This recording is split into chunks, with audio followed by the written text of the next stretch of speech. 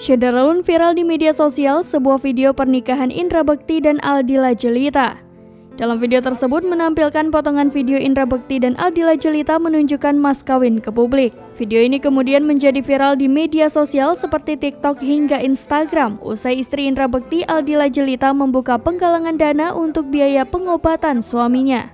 Melalui video berdurasi kurang dari 1 menit yang diunggah di Instagram @bunstetik pada Senin 2 Januari 2023 tersebut, saat itu Indra Bekti memberikan mahar 10 dinar emas kepada sang istri. Video ini lantas menjadi viral usai Aldila Jelita membuka penggalangan dana untuk biaya pengobatan Indra Bekti yang beberapa waktu lalu mengalami musibah hingga pendarahan otak. Menanggapi video itu, banyak warganet yang menganjurkan Aldila Jelita agar menjual saja mas kawin tersebut daripada melakukan penggalangan dana. Sementara banyak pula warganet yang mengatakan agar tak ikut campur soal penggalangan dana ini. Seperti dikutip dari laman Wikipedia, 1 dinar emas setara dengan 4,44 gram emas di Indonesia. Bila dikalikan dengan harga 1 gram emas saat ini, nilainya Rp916.000, maka 10 dinar emas sama dengan Rp40.670.000 alias tidak mencapai Rp50 juta.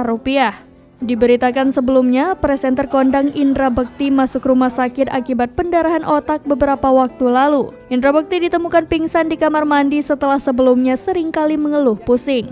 Untuk mencukupi biaya pengobatan tersebut, sang istri Aldila Jelita lantas melakukan penggalangan dana. Aksi Aldila Jelita membuat penggalangan dana guna pengobatan Indra Bekti menuai kontroversi. Publik dibuat terheran-heran dengan aksi Aldila Jelita yang meminta sumbangan untuk biaya rumah sakit sang suami. Padahal Indra Bekti selama ini dikenal sebagai artis papan atas yang kerap warawiri di televisi. Banyak juga warganet yang menyayangkan aksi Aldila Jelita membuka penggalangan dana. Pasalnya, bisa saja Aldila Jelita menjual sebagian asetnya demi bisa membayar pengobatan Indra Bekti. Ya, ini adalah mas kawinnya dinar, 10 dinar ya.